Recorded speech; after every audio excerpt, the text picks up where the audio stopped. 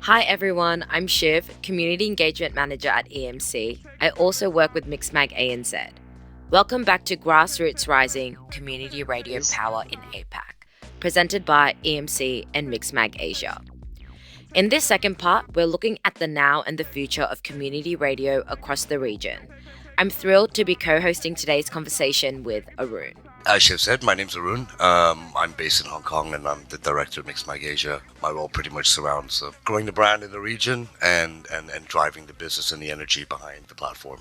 Cool. This kind of vital dialogue about community, culture, infrastructure and music across Asia and Australia on a global platform like ADE is only possible through collaboration, values alignment and mutual support. On behalf of EMC, we'd like to firstly thank Vibe Lab and the Nighttime Foundation for including us on their wonderful program. We'd also like to thank Mixmag Asia for their ongoing collaboration and partnership with us across many APAC-focused initiatives, and to 3RRR Bangkok Community Radio and Seoul Community Radio for extending that spirit of collaboration today. Last but absolutely not least is our partners that have enabled us to have this exchange through vital funding support. EMC's programs and initiatives are supported by Australian Government through Music Australia, the New South Wales Government through Sound New South Wales, and the Grassroots Rising project is also supported by the Victorian Music Development Office. Got an amazing lineup of guests who are deeply embedded in their local scenes, so I'll let them do their quick intros. Rich, go for it. Nice. Thank you for the intro, Shiv. My name's Rich. I'm based in South Korea and I'm one of the founders of Seoul Community Radio. Hi, I'm Takky. I'm acting director from Bangkok Community Radio. Hi everyone, I'm Akiko. I'm from Tokyo, Japan. I'm a representative of Teal Inc, which is my company, and also a representative of Chicks on a Mission Tokyo. Hi, this is Mimi Shimada. I'm also from Tokyo, Japan. I do management of the artists, booking DJs and artists, and I do coordinate for collaboration between Japanese artists and international artists. Hey, my name's Paul, DJ PGZ as well, Gunai Kernai and Yordi Man, and I'm based on the lands of the Wurundjeri people of the Kulin Nations, and yeah, I like to pay my respects to them as well because that's where I make my music and do everything that I do. And if you're not familiar where the lands of the Wurundjeri people of the Kulin Nations, it's so-called Melbourne and it's so-called Australia. And yeah, I'm a DJ, producer, run parties and events, and I have a radio show on Triple R weekly on a Friday night. For this part of the conversation, I asked each guest to share a more current track, something that reflects where their local scene is heading now and what feels future-facing in their world. So, Paul, what is the present track that's kind of shaping the sounds of the scene in Australia? Yeah, okay. I want to shout out to the crew, Butter Sessions and Sleep D, and I think what I would consider encapsulate the scene that I'm part of and the scene of like Melbourne and Sydney and elsewhere as well. They're kind of like really leading this sound that they're doing, and it's a track called Hypno.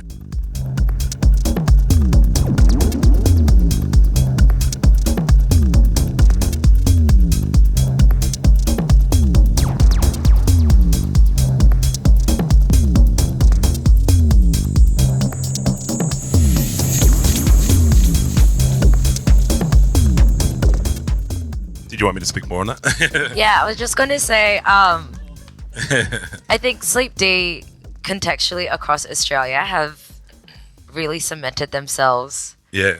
And like are pioneering something very intentional. Yeah. That also very hard. I think the Australian music market is a hard one to crack sometimes. It is. They've done insanely well. But yeah, can you talk to us on that track a bit more? Yeah, I think like that's part of a release called Reward Chemicals that came out this year that was released on Kalahari Oyster Cult, and they've got their own record label, and a lot of the time they're releasing on their own record label. I can imagine as an artist myself, like how special it feels to just share your music with a different label that you respect and you know what I mean? So just imagining what that would feel like for them. But also what I like a lot about like the music they make is that it can fit in a lot of different contexts. So, you know, you can hear them in like the Bushduff, a larger festival scale with a massive sound system, and they do a live set as well, which is incredible. And not just the like the music part of them, musicality, like they support the community and they're like uplifting, like and they've released 2 EPs from me. From Nam and the Butter Sessions universe, let's head over to Bangkok. Takky, what feels current and future facing in your scene right now? It's from Dot. Yeah.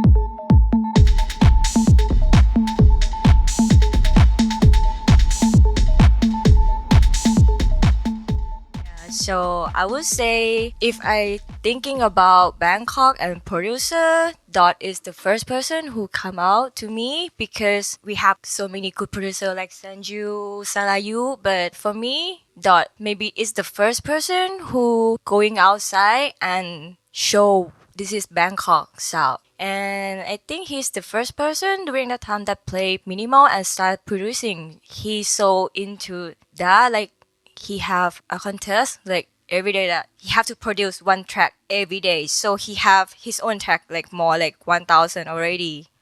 Yeah, so he have been doing that for 7 years. I want to do that too, but it's really hard. Yeah. And I mean like Bangkok have a variety of sound, but for me Dot can be represent Bangkok sound and like inspire so many people like me or the youngest community to produce or want to do something or want to going outside, want to play somewhere else, something like that. Yeah. And he a very good guy also. From Bangkok, let's move to Seoul. There's 2 tracks that I have which it just illustrates how things have evolved, because obviously you've got a great bunch of producers making tracks on the underground, but the mainstream, which everyone knows from Korea, like, you know, whether it's nowadays Blackpink, BTS, New Jeans and all of that, it used to be in 2015, it used to be a world away. We used to hate it. We were not like part of that world at all. I mean, it's really interesting you say that. Okay, for context, I grew up on K-pop, so I've lived through the shiny SNSD Wonder Girls era, and I've come into your Blackpinks. I went to the first K-pop concert ever to happen in Australia, and listening to the pop sounds then versus how they've taken global club sounds and like embedded it into their tracks now is kind of it's kind of crazy to see, but also seeing how well recepted it is. A lot of that comes now from the remixes of New Jeans, for example. Those remixes actually help popularize the spread of K-pop in clubs around the world. So there's a Bali Funk mix of a Blackpink song, it probably usually comes out of Korea. Yeah. Or if there's a drum bass mix of New Jeans, that comes in from here as well. So now that the majors understand that the underground actually has helped to popularize K-pop and make it sound better almost, they've started to adopt the underground producers into K-pop, which is insane. So it's like everybody's getting jobs, because a lot of the government invest a lot of money in K-pop. They don't invest a lot of money in underground clubs, but the trickle down is being felt by young producers getting jobs for remixes. Each K-pop song has like an official remix now. And UKG is massive, and we've sort of invented a genre called K-Bass. We got a compilation out, and we did this compilation with SM Entertainment, who for ages were like, this is this major. We weren't sure, like, you know, whether it's the thing to collab with, but this compilation now ends up having a lot of legs. And I think it's a great way to sort of have the mainstream interact with the underground. And that's always a question we get asked at panels, is how does the underground scene and the mainstream scene interconnect? So this is on our new compilation, and it's a remix of 2000s K-pop, which you will remember, which you will like. It's an artist called BOA. Yeah, you know, and the song's My Name. But this is a flip by Cosius, who's a wicked sort of UK Korea producer.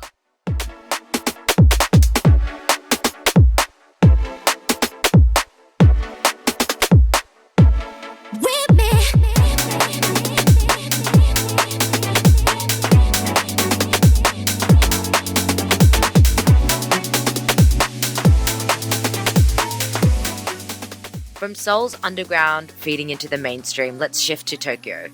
Akiko, what's a more recent track that feels representative of where things are heading for your scene? The second track was a recent current track, local release from the past 1-2 years. So this is the release from Music de Room. This is DJ Ogawa, that's a Japanese DJ.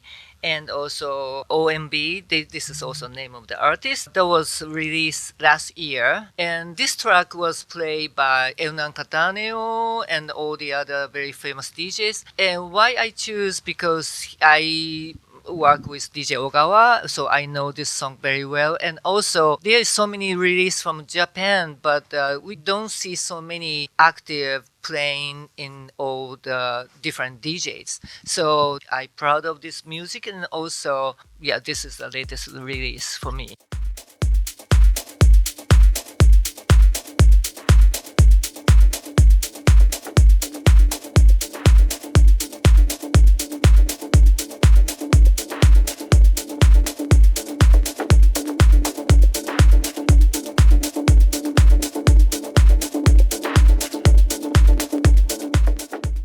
Amazing. I want to stay in Japan for a moment. Let's hear from Mimi. Second track, Tokyo Sweater's main theme by Takkyu Ishino.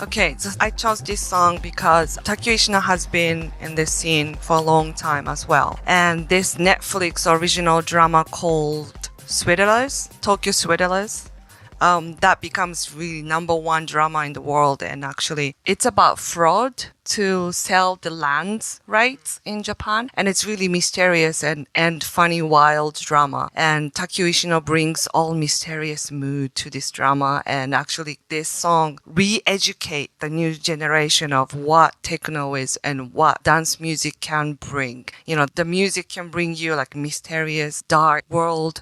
And at the same time, you know, bring you energy and makes you dance like crazy. Those tracks tell us a lot about what scenes sound like now.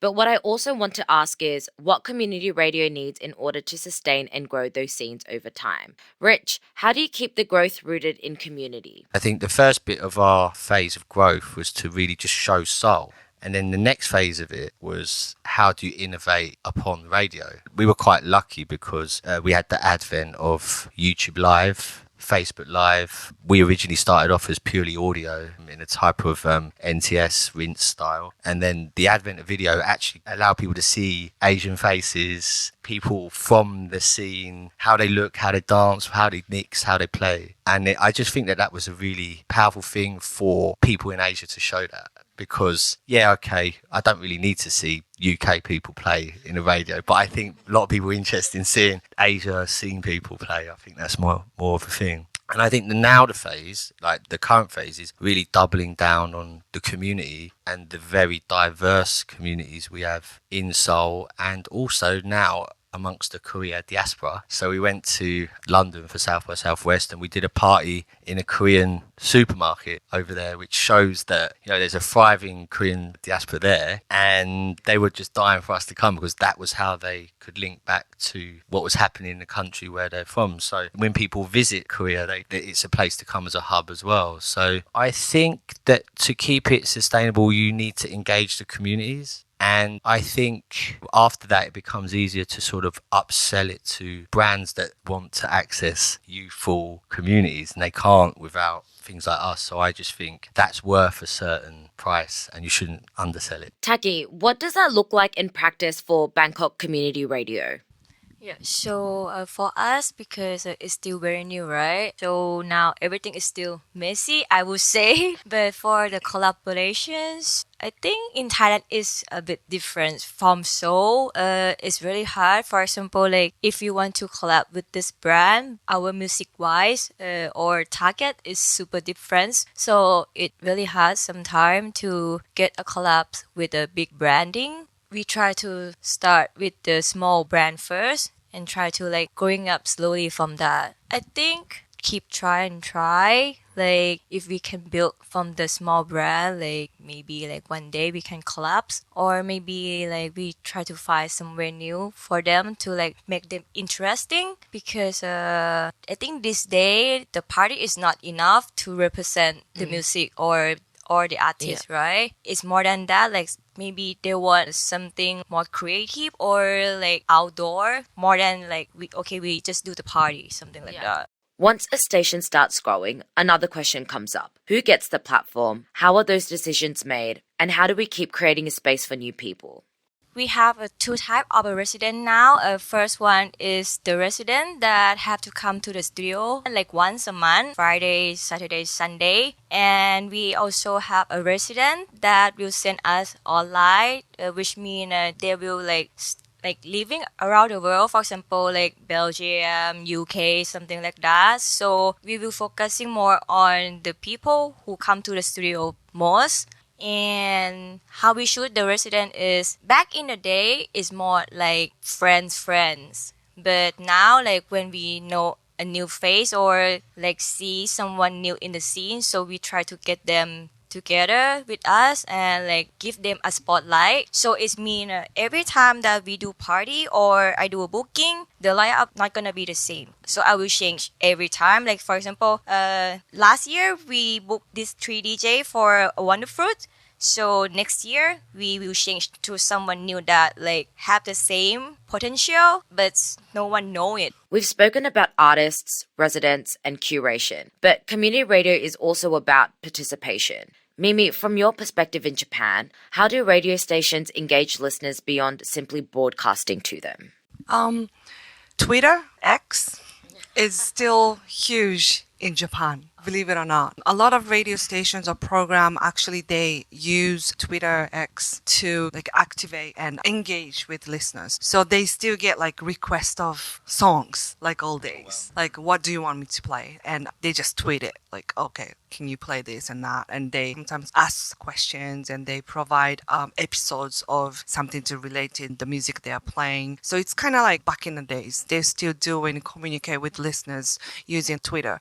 And actually the X, I keep calling it Twitter. The X is actually kind of, it's similar to radio station. It's limited. They do mainly text and radio is more listening. So it's like focused on one element of what you can do. There's no space to read, to see the smartphone in Japan's packed train. So their ears are more activated. Yeah. So that actually helps. If you limit what abilities, what you can do, you can actually focus more on sound or music, you know. So that's the beauty of the radio, I think. To close, I want to look ahead. What's one thing you hope the next generation of community broadcasters holds onto as community radio keeps evolving? I think like one hope, I guess, is like, it's kind of like the responsibility stuff. It's like, you know, stay true to what radio is about, like push what's next, but also always reflect on what came before as well. Yeah. And, you know, acknowledging past, present and future of like what we're pushing. Like that's why we do it, I guess. And doing it for all the right reasons. It's not like about like, oh, cool, I listen to music too, like like I will have the aux cord. You know what I mean? So I think the next generation, I would love to see like be doing it for the true reasons. But also like I'm not conservative like that either. So I think you can be progressive about it and like it's always going to be like something different. You know what I mean? Consistently evolving, right? So my last thing, it's a semi sort of like observation, but I think radio, you got to be like generous. You know, these days you get a lot of youths. I know how it is, but a lot of places can be a bit cliquey and a bit like, you know, radio can't be this. Oh, you can't sit with us type of thing. It's about that accessibility. And it's about helping people discover more about it. Yeah. And that's why sometimes you are a bit of a stepping stone. I've seen loads of artists who are massive now come through and, you know, then they don't play it often on the radio, but that's cool because you are the stepping stone. You shouldn't feel bad about that. Yeah. It's a selfless thing. I feel that like if you take pride in it and you know that you're helping people around you get up, I think it comes back to you, so... It's full circle. Yeah. That brings us to the end of part 2 of Grassroots Rising Community Radio Power in APAC, presented by EMC and Mixmag Asia. A huge thank you to Paul, Akiko, Mimi, Rich, and Takky for sharing their stories, perspectives, and music across these 2 episodes. We hope this conversation has offered a deeper look at how community radio continues to connect scenes, platform new voices, and shape the future of music across the region.